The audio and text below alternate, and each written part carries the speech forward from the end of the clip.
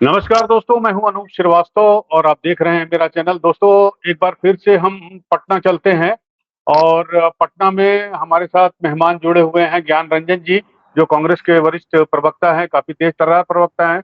ज्ञान रंजन जी, आपका स्वागत है। आपको और भी आपसे अनूप। सवाल करने के पहले मैं जरा अपना इस विषय के बारे में दर्शकों को बता दूं कि कांग्रेस ने कल एक बड़ा धमाका सा कर दिया पटना में जब अलका लांबा, जो राष्ट्रीय महिला आयोग की अध्यक्ष हैं, वो आई थी और वहां पर वो प्रदेश अध्यक्ष जो राजेश राम जी हैं, उनके साथ और भी कई नेता थे। इन लोगों ने एक अनाउंसमेंट किया, वो महिलाओं के लिए अनाउंसमेंट था, जिसमें बिहार में अगर महागठबंधन की सरकार सत्ता में आती है तो कांग्रेस ने हर महिलाओं को 2,500 रुपए देने का वादा किया है।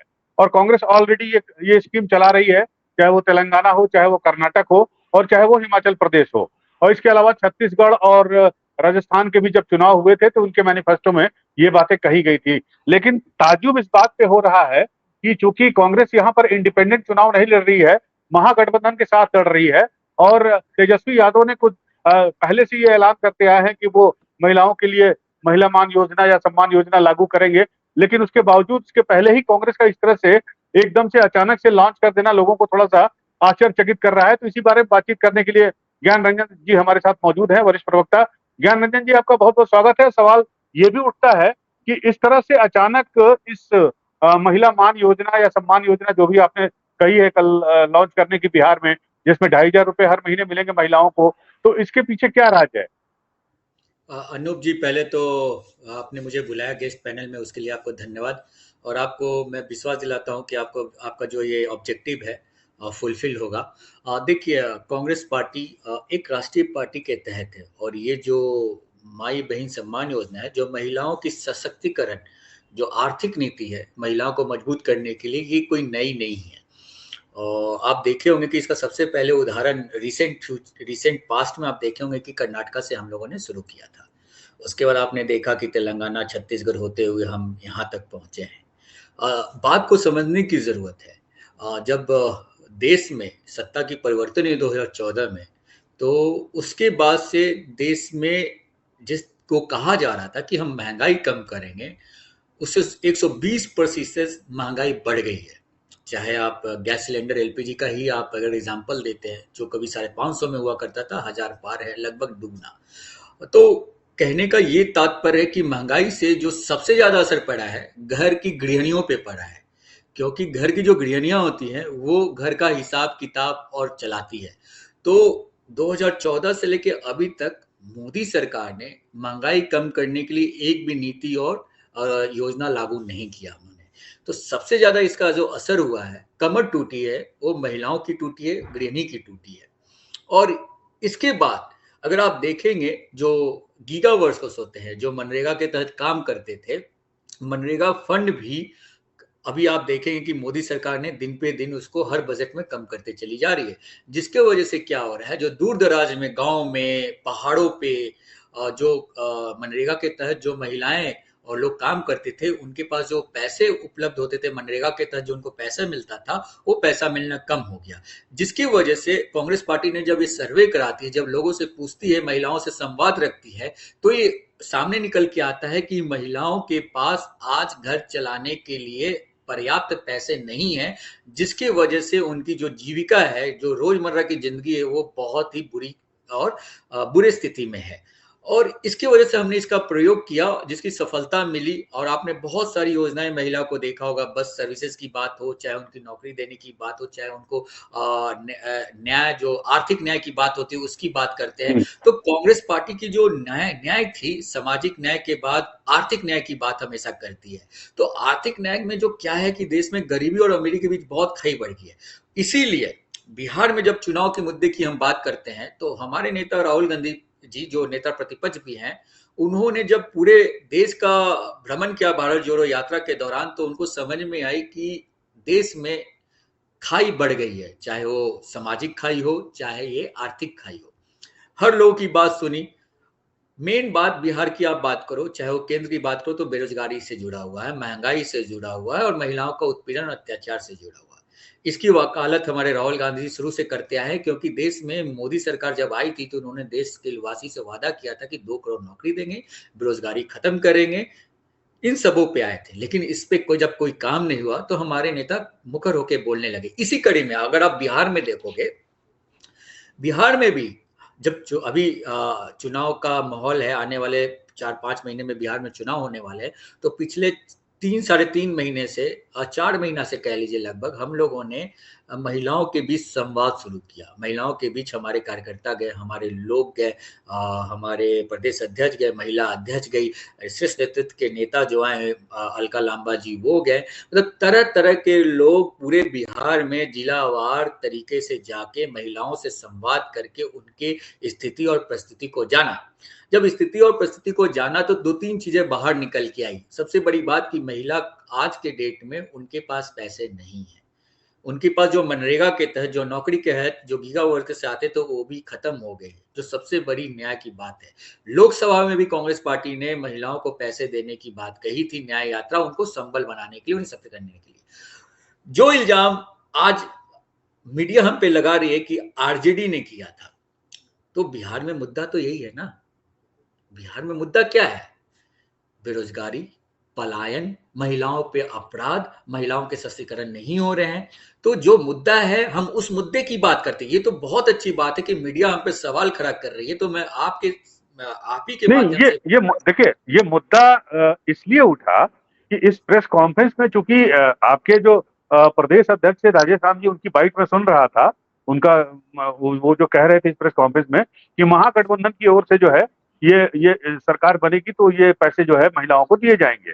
लेकिन इसमें जो सवाल उठ रहे हैं, या मीडिया जो सवाल पूछ रही है, या मीडिया जो सवाल का उत्तर जानना चाहती है, वो ये है कि जब इस तरह का अनाउंसमेंट करना था तो इस प्रेस कॉन्फ्रेंस में आपके जो सहयोगी है, दल है, जो बड़े हैं आपसे, और आपका जो है, आपकी पार्टी जो है, उनकी सहयोगी पार्टी है, उस उनका कोई रिप्रेजेंटेटिव इस प्रेस कॉन्फ्रेंस में नहीं था इस बात को अनाउंस करने के लिए। और this is a much awaited announcement by the Mahagathbandhan. आपको नहीं लगता? See, what you are saying is true, but what I'm trying to say, convey the message through you, that it is very simple. बहुत simple सी बात है। आप समझिए, बिहार के मुद्दे और बिहार के घटक दल, और हम वो घटक दल है इंडिया गठबंधन में जो बिहार में मुद्दों की राजनीति करते हैं, किसी और चीज की नहीं। जो सत्ता पक्ष है किसी और चीज की राजनीति करती है। अब ये सोचने की बात है, सवाल उठ रही कि हमने एक साथ क्यों नहीं किया। इसका बहुत एक सिंपल सा लॉजिक है। देखिए, अभी हमारा कॉमन मिनिमम प्रोग्राम का एजेंडा मैनिफेस्टो के तहत सारी रिसर्च टीम, अपनी अपनी पार्टियां, अपने अपने घटक दल सारे रिसर्च कर रही है, सभी तरह से एकजुटता से कर रही है। सभी पार्टी अपनी एक मैनिफेस्टो बना रही है, चाहे वो आरजेडी हो, चाहे कांग्रेस हो। सभी घटक दल अपने अपने तरीके से मैनिफेस्टो में पॉइंट्स को लाने की कोशिश कर रही है। अब आते हैं आपके सवालों पे। जब हमारा कॉमन मिनिमम प्रोग्राम जो मैनिफेस्टो अलायंस, इंडिया अलायंस की कमेटी भी बनी है, उन लोगों के पास ये मुद्दे रखे जाएंगे। तब तक अगर हम गठबंधन में हैं तो हमें पूरी आजादी है कि कॉमन मिनिमम प्रोग्राम पे हम चले, लेकिन ये हमें कहीं नहीं कहा जाता है कि आप अपनी पार्टी की प्रचार, विस्तार और उसका प्रसार ना करें, संगठन को मजबूत नहीं करें। ये जो मुद्दे हैं बहुत संवेदनशील मुद्दे हैं। इस पे हमने प्रेस कॉन्फ्रेंस करके ये बताने की कोशिश की कि जो हमारी रिसर्च टीम थी, जो हमारी महिला अध्यक्ष थी, चाहे राष्ट्रीय अध्यक्ष हो, चाहे प्रदेश की महिला अध्यक्ष हो, चाहे या राजेश जी हो हमारे प्रदेश अध्यक्ष, या हमारे इंचार्ज कृष्णा लवरू जी हो, या हमारे सह प्रभारी सुशील पासी जी हो, आलम जी हो, देवेंद्र यादव जी हो, उन सबका एक इकट्ठा परिणाम था कि आज जो ये आया गया है कि हम इन महिलाओं को देंगे, इसके पीछे का एक लंबा चौड़ा एक संवाद था। और आपने देखा होगा बहुत यूनिक चीज कि हमने एक नंबर भी जारी किया है। वो एक नंबर है मिस्ड कॉल देने की कि कितने लोग इसके पीछे ऑब्जेक्टिव है, कि कितने लोग इससे प्रभावित होते हैं और मिस्ड कॉल मारते हैं, क्योंकि हमारे पास संख्या आ जाएगा। और ये इसके पीछे एक लॉजिक है कि मिस्ड कॉल क्यों।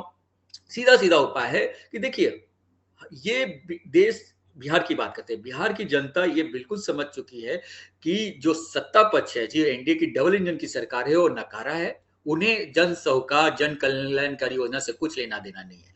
इंडिया गठबंधन आपने देखा होगा कि अभी डे वन से ही मुद्दों की बात करती है।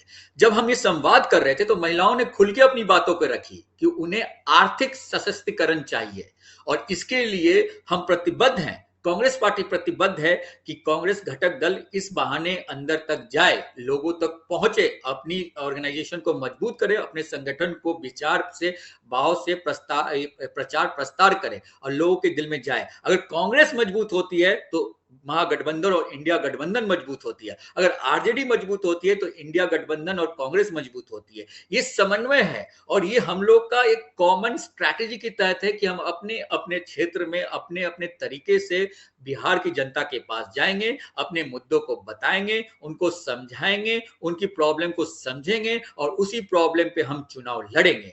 और मुझे पूरा विश्वास है अनूप जी कि बिहार की जनता इस बार इंडिया गठबंधन की तरफ उम्मीद लगा के बैठी हुई है और हमें अपना आशीर्वाद जरूर देगी।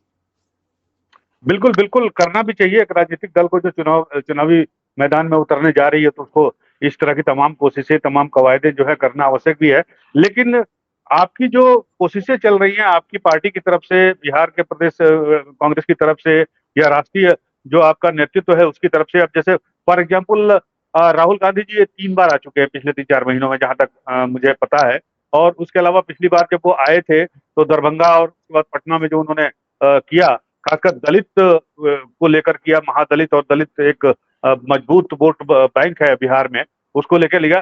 तो लोगों का ये भी कहना है कि आप जो है इस बार चुनाव में अपनी एक अलग पहचान बनाना चाहते हैं, ठीक उसी तरह से जिस तरह से अगर आपके जो प्रतिद्वंदी दल है एनडीए, उसमें जो उनके घटक दल हैं, लोजपा, लोक जनशक्ति पार्टी के चिराग पासवान की पार्टी का एक अभी पिछले दिनों एक बैठक हुई, एक पार्टी का सम्मेलन हुआ, और उस पार्टी ने भी कहा, अनाउंसमेंट किया कि साहब हम जो है अपनी अलग पहचान बनाएंगे और स्वतंत्र रूप से राजनीति करेंगे। तो कुछ कुछ वैसी कोशिश नहीं हो रही है कांग्रेस के द्वारा इस बार बिहार चुनाव में? क्योंकि पिछले चुनाव में 2020 में इस तरह की कवायद नहीं देखी गई थी।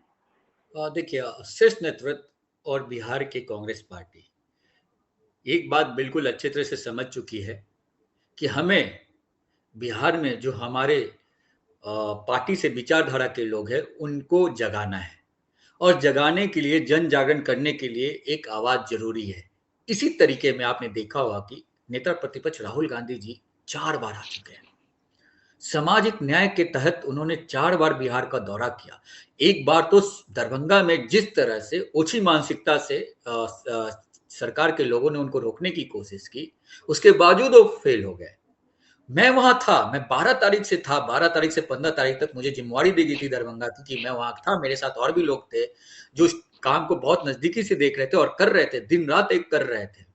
परमिशन देने के बावजूद अचानक कर देना, किसी एक मंत्री को वहां, प्रभारी मंत्री को वहां पहुंच जाना, खैर इन सब बातों से विषय विशेषांतर हो जाएंगे, छोड़िए इन सब बातों को। मैं ये कहना चाहता हूं कि हमारे नेता राहुल गांधी जी का क्लियर मैसेज है, हमें हर घर, हर व्यक्ति तक पहुंचना है। और इसी कड़ी में आप राहुल गांधी जी भी अपना 200% दे रहे हैं। जब हमारा नेता 200% दे रहा है तो हम जैसे कार्यकर्ता का तो कम से कम पूरा 100% मिनिमम देना ही चाहिए। उस कड़ी में हम हर घर झंडा लगो अभियान चला रहे हैं, चौपाल लगा रहे हैं, हम नुक्कड़ सभाएं कर रहे हैं, हम 1-to-1 डोर कैंपेनिंग कर रहे हैं। कैंपेन कमेटी की तरह हम अपनी जो चीजें हैं, छोटे छोटे कुंबों में, घर में, द्वार डोर डोर जा जा के अपनी बातों को रख रहे हैं, बता रहे हैं कि कांग्रेस पार्टी जो कहती है वो करती है। उसका सबसे बड़ा एग्जाम्पल आप देखेंगे कर्नाटका का, कल ही था ना, हमने 5 गारंटी प्रॉमिस किया था, 6 गारंटी डिलीवर किया। उन लोगों को जमीन का मालिकाना हक दिया जो कभी सपने में भी नहीं सोच सकते थे। तो ये माध्यम है, इन सारी बातों को हम अपने बिहार की जनता को बताना चाहते हैं कि हम जनता के लिए काम करते हैं, हम जनता हित में काम करते हैं, समाज के हर वर्ग का हम उत्थान चाहते हैं। जो छूट गए थे उन्हें मुख्य धारा में लाने के लिए हमारे नेता प्रतिपक्ष राहुल गांधी जी प्रतिबद्ध है और इसी कड़ी में बार बार सामाजिक न्याय की वो बात करते हैं, पिछड़ों की बात करते हैं, दलित की बात करती है, महादलित की बात करते हैं, अति पिछड़ों की बात करते हैं, क्योंकि हाँ, उन्हें लगता है कि अब उन्हें मुख्य धारा में लाना चाहिए। और क्यों नहीं करना चाहिए अनूप जी, मैं एक बात बताता हूं। एक बहुत बड़ा हिस्सा है जो जो किसी भी कारणवश छूट गया था, इतिहास में नहीं जाते हैं। क्योंकि आज अगर हमें पेट में दर्द है तो हमें पेट दर्द का इलाज करना चाहिए, ना कि भूल के सर दर्द का। हमने माना है इस बात को कि जिस तरह से लोगों ने, जो केंद्र में जो सरकार है, उन्होंने वोटों का इमोशनली फायदा उठाया और उनको उनके हक नहीं दिए। उन्होंने हमें स्पेस दिया, हम उस स्पेस पे जाके बैटिंग कर रहे हैं। हम उन लोगों को जगा रहे हैं जिनको मोह माया में केंद्र सरकार ने फंसा लिया था। और आपको ये जान के बहुत खुशी होगी अनूप जी कि भारत के जनता, जो भारत के लोग हैं, एक बार इमोशनल फूल हो सकते हैं, बार बार नहीं। और यही कारण है कि पूरा का पूरा देश और बिहार खास करके, जहां तो यहाँ पे तो कहते हैं कि राजनीतिक दिशा तय दिया जाता है देश को। आपने देखा होगा 2014 में मोदी जी के जीतने के बाद दर बर दर स्टेट जीतते जा रहे थे, लेकिन बिहार में मोदी जी, बिहार में एनडीए सरकार हार गई थी। तो मैं इसलिए कहना चाहता हूं कि हमारे नेता जब इतना प्रतिबद्ध है, अति पिछड़ों, पिछड़ों, दलित, महादलितों, सबके लिए की बात कर रहे हैं, ईडब्ल्यूएस की बात कर रहे हैं, हर उन गरीब तबकों की बात कर रहे हैं, इसलिए उन्होंने कहा कि जातिगत जनगणना जरूरी हो। उस जातिगत जनगणना में स्वर्ण के भी लोग हैं जो गरीब हैं, जिनकी अनदेखी सरकार कर रही है। आप ये देख रहे होंगे कि आरक्षण की बात, ईडब्ल्यूएस में भी कुछ लोग अपने लालच में आके उसका मिसयूज कर रहे हैं, हकमारी कर रहे हैं। तो इस पे भी निगाहें हैं लोगों की कि नहीं, जो जेन्युइन है उनको मिलना चाहिए। और इन्हीं सभी चीजों बिल्कुल को मिलना चाहिए। मैं आपकी बात को रोक रहा हूं आपको। कोई साथ बात साथ राहुल गांधी ने एक बात और कही थी अपने पिछले दौरे में पटना में। ये पहले भी वो ये बातें कह चुके हैं, आरक्षण की सीमा बढ़ाने की। और बिहार एक ऐसा स्टेट है, आपको भी पता है, हमको भी पता है, कि काफी पढ़ाई की अगर बात करें, कंपटीशन की बात करें, आईएएस पीसीएस की बात करें, तो बिहार के बच्चों का कोई जवाब नहीं है। तो क्या ये जो मुद्दा है, जातिगत जनगणना का मुद्दा है, ये तो अपनी जगह है ही। साथ ही साथ इस बार ये मुद्दा कि आरक्षण की सीमा जो है वो 50% से बढ़ाई जाएगी, आपको लगता है कि ये मुद्दा काम आएगा बिहार इलेक्शन में, या 50% की जो सीमा है या बैरियर है उसको बढ़ाना चाहिए? और अगर बढ़ाना चाहिए तो क्यों बढ़ाना चाहिए?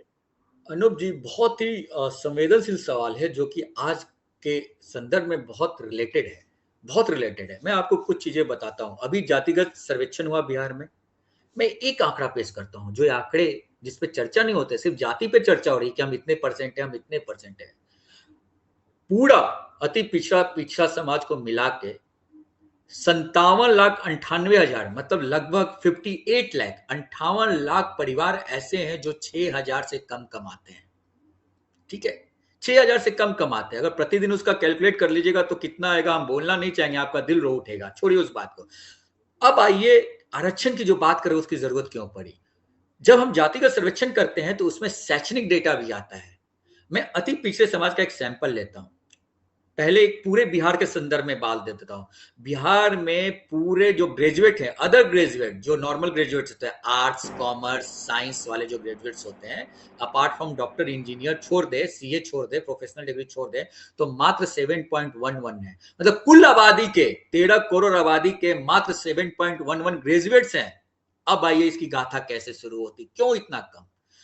ये मैं पूरे सभी जाति धर्म के मिला के बात कर रहा हूं, 7.11। अब आइए अति पिछड़ा में। अति पिछड़ा में जब क्लास 1 to 5 की अब बात करेंगे तो वहां पे 24.38% बच्चे इनरोल होते हैं जो क्लास 1 to 5 तक पढ़ते हैं, प्राइमरी तक। वही बच्चे जब 5 to 10 तक आते हैं तो ये आंकड़ा घट के 13% हो जाता है, यानी 8% का ड्रॉप आउट। 8% का ड्रॉप आउट।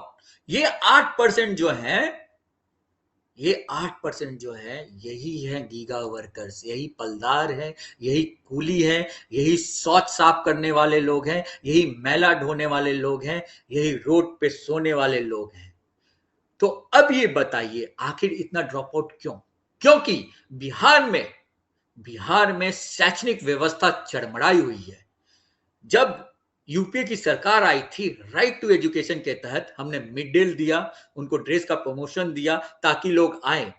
अटेंडेंस तो बढ़ा, एजुकेशन बढ़ा नहीं बिहार में, क्योंकि बिहार सरकार ने उसको दूसरे तरीके से यूज कर लिया कि हमने दिया है, साइकिल बांटा है, यूपीए 1 का फंड था, वो यूपी सरकार का। ड्रेस बांटा है, यूपीए का था। किताबें बांटी, यूपीए की थी। उसके बावजूद ये आज का डेटा मैं बता रहा हूं ना, 6 महीना साल भर पहले का ये डेटा है। तो यहां पे सरकारी संस्था में जो बच्चे पढ़ने वाले हैं उनकी क्वालिटी ऑफ एजुकेशन नहीं हो रही है। जो बच्चे आप जिनकी तारीफ कर रहे हो, सोचिए, इतने कम बच्चे जो संसाधन में पढ़ते हैं, कुछ लोग उसमें से आईएएस आईपीएस बन रहे हैं, तो हम इतनी तारीफ करते हैं। जब हम इन संसाधनों को अच्छा कर देंगे तो फिर क्या जरूरत रहेगी। तो जरूरत इसीलिए आती है कि जो संबल है, जैसे मैं पढ़ा, मैं प्रभु की कृपा थी कि मेरे पिताजी एक मेहनत करके एक अच्छा मुकाम हासिल करके मुझे पढ़ाया, बाहर भेजा, मैं इंजीनियरिंग किया, कनाडा में नौकरी करता हूं, वहां से नौकरी छोड़ के बिहार के लिए करने आया हूं, तो मैं सक्षम था और मैं उसी घड़ी में चल रहा हूं। लेकिन ऐसे कितने लोग हैं, मेरे जैसे कितने लोग हैं? तो उन लोगों को मुख्य धारा में लाने के लिए आरक्षण की बात कही जाती है, जो संविधान हमें अधिकार देता है। रही बात 50% वाली, तो अब आते हैं, इसके पीछे एक सिंपल सा कैलकुलेशन है, एक लॉजिक, जो बिहार के लोग ना कभी भी बात नहीं करना चाहेंगे, एक सत्ताधारी के लोग। जब हम जातिगत जनगणना करते हैं और जब आबादी की बात करते हैं, तो 65% अति पिछड़ा और पिछड़ा की लगभग आबादी आती है, लेकिन उसमें पढ़ने वाले मात्र मालूम है कितने? Less than 8%। तो उनकी पढ़ाई क्यों नहीं होती है? क्योंकि उनकी पढ़ाई, शैक्षणिक इंफ्रास्ट्रक्चर बिहार में नहीं है। ग्रेजुएशन की बात कर लो ना, 10th पढ़ा, 11th 12th पढ़ा, सब बाहर जा गए। अब तो 11th 12th के बाद कोटा भाग जाते हैं, जो भाग जाते हो तो वहीं से ग्रेजुएशन करते हैं, वहीं नौकरी कर लेते हैं। मेरे जैसा रिवर्स माइग्रेशन कितना होगा? 0.001%। क्योंकि बिहार के लिए, मैं सामाजिक फैमिली से आता हूं, मैं इसलिए बिहार के लिए आके करने जा रहा था। तो मैं ये कहना चाहता हूं, राहुल गांधी जी मुख्य धारा में लाने की बात कर रहे हैं। अगर हमें उसके लिए सामाजिक न्याय के तहत, अगर हमें अपने भाइयों में से भाइयों लोगों को अगर आरक्षण देने से वो मुख्य धारा में आते, तो इसमें क्या गलत है? हम तो ये कह ही रहे हैं ना कि ईडब्ल्यूएस को भी हम बढ़ावा दे रहे हैं। ईडब्ल्यूएस एक ऐसी संस्था है, ऐसा आरक्षण पद्धति है, जिससे हम अब ये नहीं कह सकते हैं कि सिर्फ अति पिछड़ों और दलित महादलितों को ही आरक्षण मिलता है।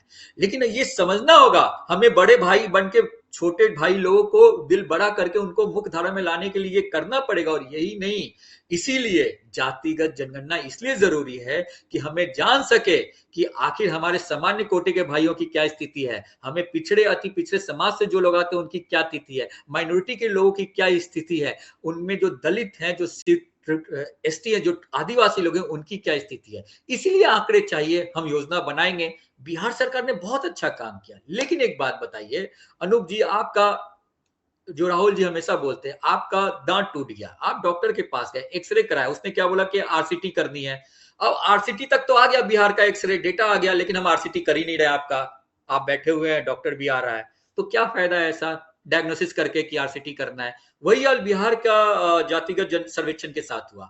हमने योजनाएं बनाई, दी कहां? हमने 94 लाख परिवार को चिन्हित किया कि हम उनको 2-2 लाख रुपए देंगे। सत्ता परिवर्तन करते ही वो 2 लाख रुपए नहीं दिए। 65% वाला 9वीं सूचना में जारी करना तो बहुत दूर की बात है, कम से कम 2-2 लाख रुपए तो दे देते। उसमें तो सभी सामान्य लोग हैं। 94 लाख में अति पिछड़ा, पिछड़ा जनरल के लोग भी हैं, माइनॉरिटी के भी लोग हैं, सभी धर्म के लोग हैं। उसमें तो राजनीति ही होनी चाहिए था।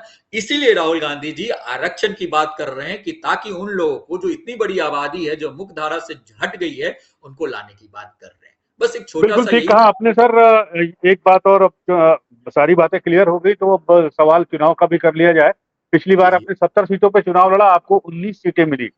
इस बार कम से कम, हालांकि सीट शेयरिंग की जो बात होगी, जो भी फाइनल होगा तो आलाकमान तय करेगा, चाहे वो आपका आलाकमान हो या फिर आरजेडी का हो, महागठबंधन के जो बड़े नेता हैं वो तय करेंगे। लेकिन फिर भी आप लोग चाहेंगे कि जितनी मेहनत आप लोग कर रहे हैं या आपके नेता राहुल गांधी कर रहे हैं, तो पिछली बार से कुछ ज्यादा सीटों पर इस बार चुनाव लड़ने का मौका आपको मिलना चाहिए। अनूप जी, बहुत गंभीरता और रिस्पॉन्सिबिलिटी के साथ मैं ये बात बोलने जा रहा हूँ। हमारा लक्ष्य बिहार में हर उन सीट पे लड़ने का है जहां पे हम जीत सकते हैं, जहां हमारी मजबूती अच्छी हो, जहां हमारी दावेदारी अच्छी हो, जहां हमें लगता है कि हम कन्वर्ट कर लेंगे। हमें 3 बहुत क्लियर पैरामीटर्स हैं। जो लोग जन मुद्दे से घिरे हुए हैं, जो लोग पब्लिक के बीच में हैं, जो लोग सामाजिक समीकरण में फिट बैठते हैं, वैसे लोगों को टिकट देना है, जो लोग संख्या बल ला सके। रही बात सीट के नंबर का, ये 70 सीट पे हम लड़े थे, 70 सीट पे बातें हैं, लेकिन ये सारा तय आला कमान करता है। और इसके बारे में इससे ज्यादा मैं कोई जानकारी है ही नहीं कि मैं आपको बता सकूं। लेकिन मैं विश्वास दिलाता हूं, कांग्रेस इस बार वो सीट लेगी जहां से हम अच्छा कर सकते हैं। बिल्कुल सर, आखिरी सवाल आपसे। आपको सीटें मिल गई, महागठबंधन के साथ आप चुनाव मैदान में आ गए, लेकिन जो कुछ पिछले एक महीने से हुआ, अब पहलगाम अटैक के बाद से जो ऑपरेशन सिंदूर हुआ, तो निश्चित रूप से बिहार में जातिगत जनगणना आपके पास मुद्दा है, आरक्षण आपके पास मुद्दा है, तो ये मुद्दा तो रहेगा ही रहेगा। लेकिन अब जो एनडीए है उसके पास काट के लिए ऑपरेशन सिंदूर का मुद्दा होगा। तो ये जो ऑपरेशन सिंदूर का मुद्दा है या ऑपरेशन सिंदूर का तड़का जो अब चुनाव में लगने वाला है, इसकी वानगी भी आपको देखने को मिल रही होगी अब मेरे ख्याल से बिहार में या बाकी जगहों पर। तो इससे कैसे निपटेगा महागठबंधन या कांग्रेस? देखिए, इससे महागठबंधन कांग्रेस नहीं निपटेगा, इससे जनता निपटेगी। इस बार देश के प्रधानमंत्री के साथ कांग्रेस पार्टी चट्टान की तरह खड़ी थी। देश के जो सैनिक थे उनके साथ चट्टान की तरह खड़ी थी। हम लोगों ने पूरा उनका साथ दिया कि आप जो डिसीजन लेंगे हम उनमें आपके साथ कर रहे हैं, एक चू तक नहीं किया। जब मौका आया तो आपने अमेरिका के कहने के बाद आप अनाउंसमेंट करते हैं कि सीज फायर हुआ। जनता देख रही है, ये इंफॉर्मेशन युग है, समझ की ये बात को। ऑन द क्लिक एक बटन दबाइए, इंफॉर्मेशन नीचे तक जाता है। इस बार आपने देखा होगा मीडिया को भी बैकफुट पे आना पड़ा। जो उन्होंने कहा कि कराची में कब्जा कर लिए, लोग टीवी देखना बंद कर दिए। तो पब्लिक अपने ही इन लोगों ने अपने एजेंडा को उजागर कर दिया, इन्होंने समझा नहीं सेंटिमेंट क्या है। मैं आपको ईमानदारी से कहता हूं अनूप जी, ग्राउंड रिपोर्ट एनडीए सरकार को सीज फायर कर देगी इस बार।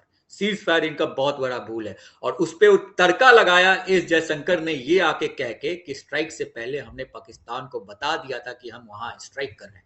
उन्होंने ये देश सवाल के आपके राहुल गांधी लगातार उठा भी रहे हैं, कांग्रेस पार्टी उठा रही है। राहुल गांधी तो वो सवाल उठा रहे हैं जो पब्लिक की सवाल है, वो तो आम जनों की सवाल को एक वॉइस बन रहे हैं, चेहरा बन रहे हैं। ये सवाल मेरे मन में है, आपके भी मन में होगा, दूसरे के मन में है कि हमारे सैनिकों के जीवन के साथ आपने सौदा कैसे किया।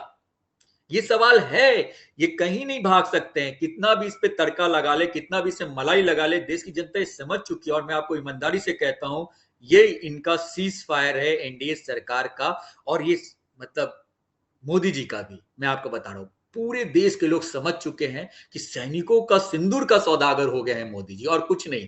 क्योंकि ये बताना ही नहीं था ना, ये तो गोपनीयता होती है, हमारे रक्षे की बात होती है। बहुत ऐसी बातें हैं जो आप अगर आम भाषा में हमसे पूछना चाहेंगे तो मैं यही बोलूंगा। सीधा सा एक सवाल आपसे पूछूंगा अनूप जी, बेसिक तो रिपोर्टिंग आज है। तो प्रधानमंत्री जी ने बीकानेर में कह भी दिया कि ऑपरेशन सिंदूर, जिन लोगों ने हमारे बहनों का सिंदूर मिटाया उनको हमने मिट्टी में मिला दिया। तो कहाँ आपको मिला लगता है? नहीं ये क्लिक करेगा? नहीं। अच्छा अनूप जी, बहुत बारीकी है और बहुत सिंपल सा एक सवाल है। 26/11 हुआ था ना, 26/11, उसके सारे आतंकी या तो हमने मार दिया, एक को पकड़ भी लिया। हाँ? पहलगाम के 4 आतंकी कहाँ हैं? क्या पकड़े गए? क्या मारे गए? बस यही मेरा सवाल है। आप इस सवाल के साथ आप देखिए कि देश की जनता, मैंने कहा ना, अब इंफॉर्मेशन युग है। 14 वाला अब 14-19 नहीं चलेगा। जो 19 में उन्होंने, मैं बोलना नहीं चाह रहा था कि शहीदों के साथ उन्होंने उन पे वोट मांगे, क्योंकि मेरा जमीर नहीं गवाह करता। भले उन्होंने मांगा, लेकिन मेरा आज भी दिल नहीं करता ये बोलने का। 19 इसलिए जीते, अब नहीं चलेगा ये। मैं आपको ईमानदारी से कह रहा हूं, देश की जनता दम समझ गई कि एक बार, दो बार, तीन बार, और एक के बाद वो एक फुल टॉस पे आउट हो रहा है। पूरे देश की जनता इनके साथ थी, पता है। पूरे देश की जनता ये चाहते तो इंदिरा गांधी की जैसा एक नया इतिहास, जो कहते कि मेरा है, मतलब भारतीय जनता पार्टी का है, मौका मिला था इन्हें। बलूचिस्तान अलग कर देते, पॉक ले आते, कुछ ऐसा कर देते जैसे इंदिरा गांधी जी की हम लोग महिमा करते हैं। पूरा देश जानता है कि कैसे लड़ी हो। क्या उस समय निक्सन ने हमारे स्वर्गीय इंदिरा गांधी जी को नहीं डराया था? अमेरिका में रह के उनसे वो नहीं मिली, वापस आई, 10 से 15 दिन के बाद उन्होंने अटैक किया। तो क्यों डरना भाई, जब आप है तो। यहां ट्रंप मध्यस्थता कर रहा है। भारत के लोग बहुत समझदार हैं, और भारत के लोग, आपके माध्यम से मैं बताना चाहता हूं, भारतीय जनता पार्टी एनडीए सरकार का केंद्र और बिहार में सीज फायर शुरू हो गया है। बिल्कुल बिल्कुल, ज्ञान रंजन जी, आपसे बात करके बहुत अच्छा लगा। और साथ ही साथ बिहार में कांग्रेस जो है इस बार अपनी खोई हुई जमीन तलाशने में जुटी हुई है, ये भी आपकी बातों से साफ साफ नजर आया। चुनाव में आप निश्चित रूप से महागठबंधन के साथ चुनावी मैदान में उतरने जा रहे हैं, लेकिन साथ ही साथ जो तमाम मुद्दे आपके साथ हैं और उन मुद्दों के साथ आप अपनी प्रतिद्वंदी पार्टी से जो एक वो नया मुद्दा लेकर आ रही है उससे कैसे निपटेंगे, इसके बारे में भी आप बता रहे हैं। तो हमारी शुभकामनाएं आपको और आपके गठबंधन को, आपकी पार्टी को। आपने हमसे बातचीत की, आपका बहुत बहुत धन्यवाद, शुक्रिया। अनूप जी, आपका भी धन्यवाद जो आपने मुझे मिलाया, अच्छा लगा, और होप हम लोग आगे भी मिलेंगे। थैंक यू, नमस्कार। थैंक